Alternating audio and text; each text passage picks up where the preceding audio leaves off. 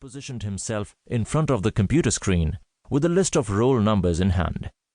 The students huddled around and more people pressed themselves into the cramped room. At 1 minute past 9 a.m., Rakesh Kumar was in. A cheer went up. Rakesh was thumped on the back and a journalist surreptitiously tried to lead him outside so he could get an interview. Anand Kumar still had 29 more names to go.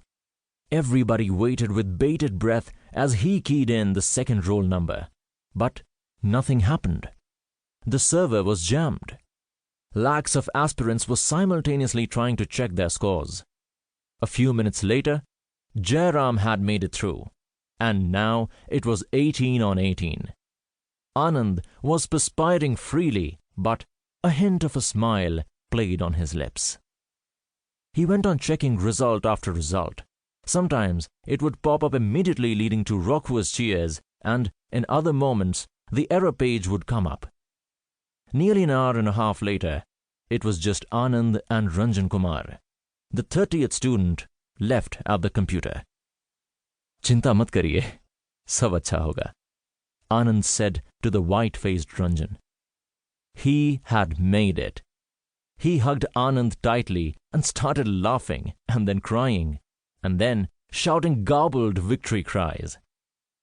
Anand was hoisted on shoulders. Laddus were thrust into his mouth. Flashbulbs went off. Headlines for the next morning's papers were composed, and cries of "Anand Sir Zindabad" reverberated. Deepu Kumar's father had travelled from Supal to be with them for the occasion. He was so overcome with emotion that he stood alone in a corner, weeping. Anand Sahai's mother sat with Jayanti Devi making puris and jalebis. Journalists were trying to talk to as many students as they could. It was surreal. Anand could hardly believe it. Looking down at the shining, jubilant faces of his students, he felt a happiness so piercing that tears pricked his eyes.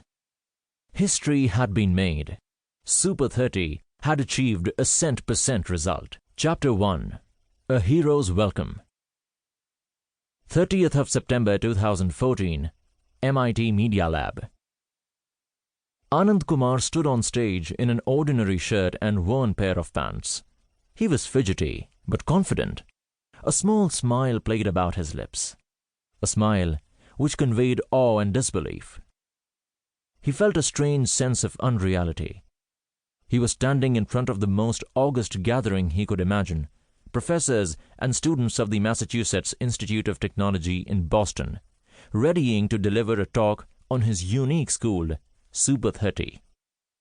Strange, the ways of this world, thought Anand.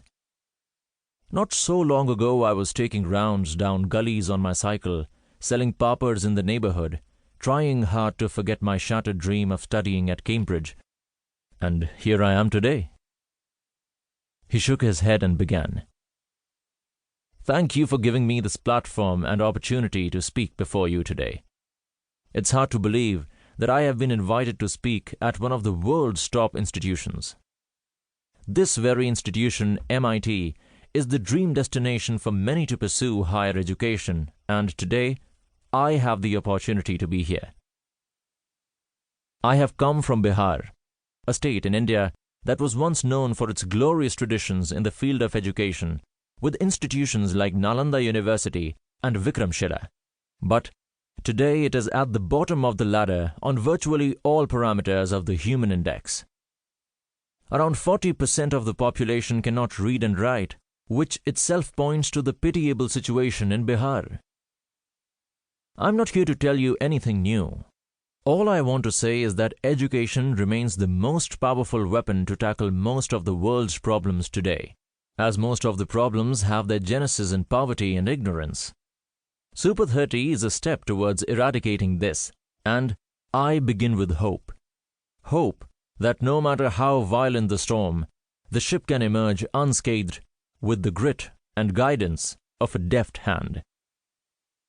Picture this boy, Santosh, from a cripplingly poor family living in a village 40 kilometers from Patna, the capital of Bihar. He lived near the highway with his father and mother, and the family made a living selling vegetables.